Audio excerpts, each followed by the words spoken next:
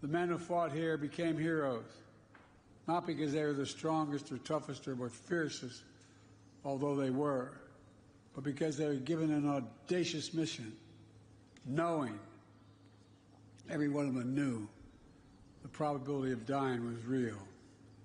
But they did it anyway. They knew, beyond any doubt, there are things that are worth fighting and dying for. Freedom is worth it. Democracy is worth it. America is worth it. The world is worth it. Then, now, and always. The war in Europe didn't end for another 11 months.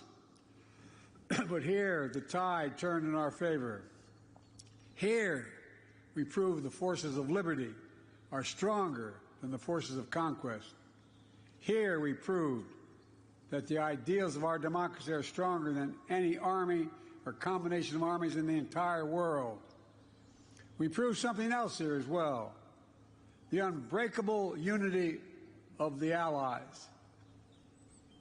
Here with us are men who served alongside the Americans that day, wearing different flags on their arms, but fighting with the same courage for the same purpose.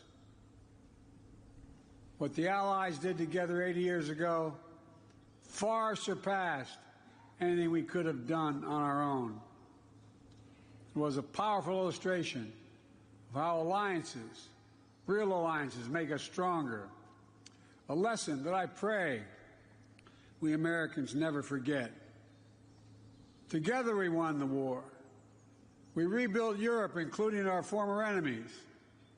It was an investment in what became shared and a prosperous future. We established NATO, the greatest military alliance in the history of the world. And over time, you got it, it is. And over time, we brought more nations into NATO, the NATO alliance, including the newest members, Finland and Sweden.